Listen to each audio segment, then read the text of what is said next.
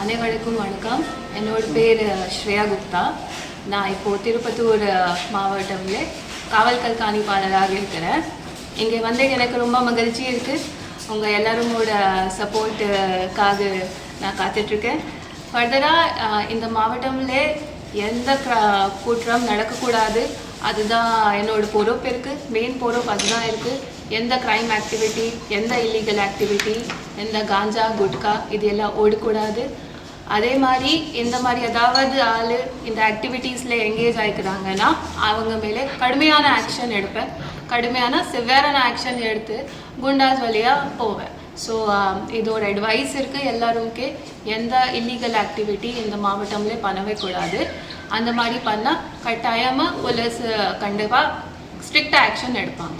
Madam, நீங்கள் வந்து முதல் முறையாக ஒரு பெண் அதிகாரி வந்திருக்கீங்க மாவட்டத்துக்கு. இது எப்படி எதிர்கொள்ள போகிறீங்க? நீங்கள் ஒரு நார்த் இந்தியன் கேள்விப்பட்டோம். இருந்தாலும் எப்படி அந்த மொழி சார்ந்த விஷயங்கள்? நார்த் இந்தியன் தான், ஆனால் தமிழ்நாட்டிலே வந்துட்டு பிறகு எல்லா மக்கள் எனக்கு ரொம்ப ரொம்ப சப்போர்ட் பண்ணாங்க. ஸோ அது நான் கரெக்டாக பொறுப்பு எடுத்து இங்கே என்னோட வேலை பண்ணிகிட்ருக்கேன். பட் நான் எல்லா மக்களுக்கு ரொம்ப ஆக்சுவலி தேங்க்ஸ் எக்ஸ்ப்ரெஸ் பண்ணுறேன். எப்போவும் எல்லோரும் தமிழ்நாட்டிலே வந்த பிறகு எல்லோரும் எனக்கு ஹெவி சப்போர்ட் கொடுத்தாங்க. So I am very happy to be here. Actually பெண்களுக்கு எதிரான நடக்கக்கூடிய குற்றச்சம்பவங்களை எந்த மாதிரி நடவடிக்கை? பெண்கள் அகேன்ஸ்டாக ஏதாவது ஆக்ஷன் எடுக்கிறாங்க, ஏதாவது க்ரைம் பண்ணுறாங்க, அதுக்கு நான் சிவியராக நடவடிக்கை எடுப்பேன். நானும் ஒரு பெண் தான். அதுக்கு நமக்கு எந்த அதில் லாக்ஸிட்டி கொடுக்கவே முடியாது. ஸோ அதுக்கே நான் கண்டிப்பாக கரெக்டாக ஃபாலோ பண்ணுவேன். மேடம், திருப்பத்தூரில் தொடர்ந்து அதாவது வர்ற எஸ்பிஸ் எல்லாருமே பார்த்திங்கன்னா போக்குவரத்து நெரிசலை கட்டுப்படுத்துகிறேன் அப்படின்னு சொல்லியிருக்காங்க. ஒரு 10 நாள் 15 நாள் அப்படின்ற மாதிரி இந்த போக்குவரத்து நெரிசல் குறையும்.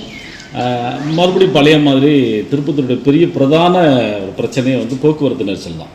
அதாவது புதுப்பேட்டை ரோட்லேருந்து செகண்டரி காலேஜ் வரைக்கும் இப்போ மார்னிங் டு ஈவினிங் போக்குவரத்து நெரிசல் அதிகமாக இருக்கும். அதே போல் இந்த ஷேர் ஆட்டோஸ் ஆக்கிரமிப்பு ரொம்ப அதிகமாக இருக்குது. ஒரு ஷேர் ஆட்டோவில் 30 பேர் 20 பேருக்கு மேலே தான் கொண்டு போகிறாங்க.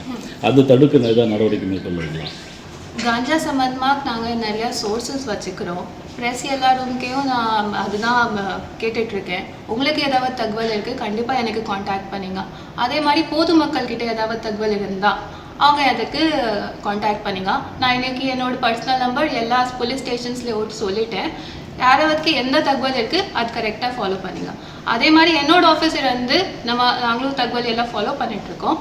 காஞ்சா போடுறதுக்கு நமக்கு எந்த அனுமதி கொடுக்கவே முடியாது. அதுக்கு நம்ம கரெக்டாக அவங்களுக்கு தடுக்கணும்.